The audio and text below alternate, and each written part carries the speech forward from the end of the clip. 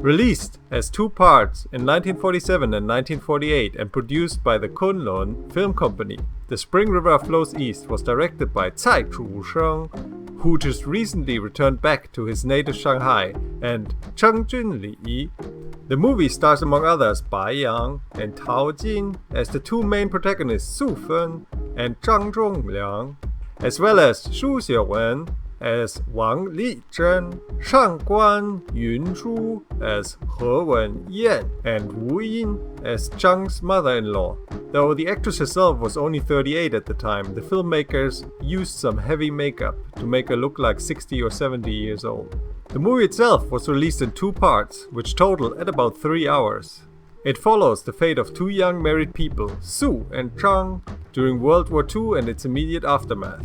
Su is left behind in Shanghai during the occupation period as Zhang ventures out with a sense of patriotism for the defense of his nation and a promise to return one day. The movie was made at an extremely interesting time in Chinese history. World War II just ended, and while for a portion of Chinese society this meant a sense of relief, for many the suffering and society's ills just continued as before. While the war was survived, it did not mean happiness and liberation, but rather a challenge to examine all the problems the last decade and a half brought with it, and the continuation of the Chinese Civil War between the so-called nationalists under Chiang Kai-shek and the communists under Mao Zedong. It was in this aftermath of the Second World War that a new movie company was created.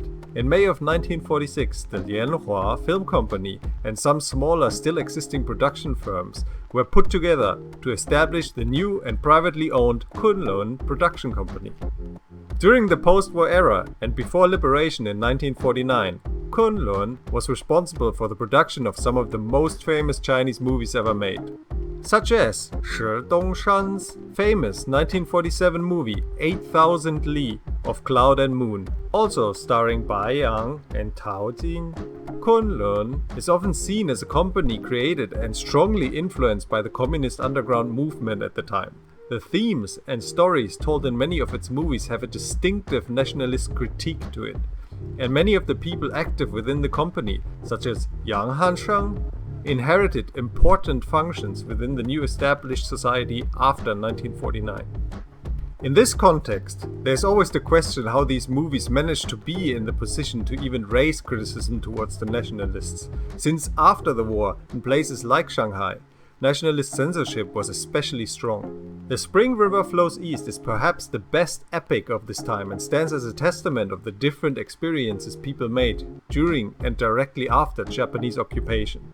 Its title was inspired by two lines of a late Southern Tang Dynasty poem, which laments the amount of suffering a man can take. But, in proper Chinese movie maker tradition, there is a slight twist to how the movie handles this inspiration. Let us dive a bit deeper into the movie itself. The movie starts out with a young textile worker Xiuwen and an idealistic teacher Zhang falling in love, marrying and awaiting a child together. However lucky they might seem, their lives are bound to the Japanese aggression towards China, and Zhang eventually decides to leave for Hankou in a patriotic effort to support his country under the Red Cross flag.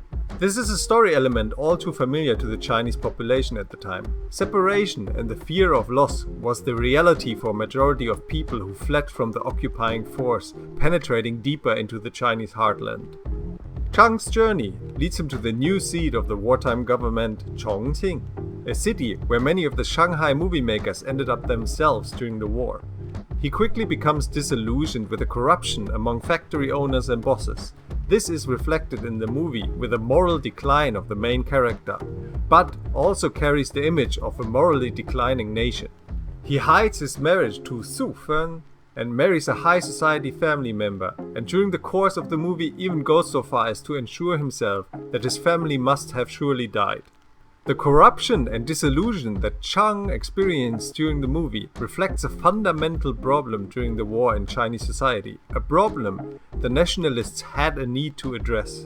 Profiteering, corruption, and fear of offending the Japanese was a symptom often seen during the war, and just like the scenes after the end of the war and Zhang's return to Shanghai, the quest for profit did not stop for the wealthy even after the Japanese surrender. One author suggests that this scandalous behavior was one major reason why nationalist censors did not ban a movie as Spring River. There was simply too much guilt, and not addressing it would have cost their reputation even more than it already did. But if they need to admit to this guilt, then at least point their fingers at selfish, unpatriotic, bourgeois, westernized, corrupt manipulators of the out-of-the-control economy.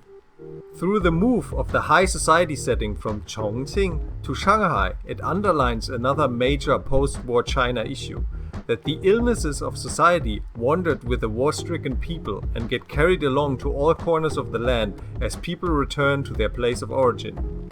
During the war, while Zheng was away, Shanghai falls more and more under the tyranny of the Japanese occupation, and Xiuwen, who stayed behind and is looking after her in-laws, is trapped right in the middle of it. Brutal torture, random killings as acts of power demonstrations, and ruthless violence against war refugees are just some of the horrors witnessed by the main protagonist. The grueling impact of life under occupation is shown honest and openly. This depiction of the suffering of Xiuwen and her in-laws encapsulates the suffering, experiences and emotions which were shared across the nation and probably most significantly contributed to the extreme popularity of the movie in late 1940s China. After the war, we see Zheng back in Shanghai, starting yet another affair with his second wife's cousin, further facilitating his moral deterioration. Xiuwen, on the other hand, unaware that her husband has returned to Shanghai already, is living in poverty and forced to get a job as a housemaid in what turns out to be Zheng's new family's household. During the climax of the story, Xu recognizes her former husband and in shock tells everyone about his true identity. And he, despite his own mother's involvement, does not show too much regret and ends up spurning Xu, who towards the end of the movie chooses suicide over more suffering, underlining that in this movie, the Southern Tang poem sufferer is no man, but a woman. All in all, this movie makes it very clear that the end of the war does not mean the end of suffering for people, and that old wounds and new wounds go hand in hand in this intermediate period in 20th century Chinese history.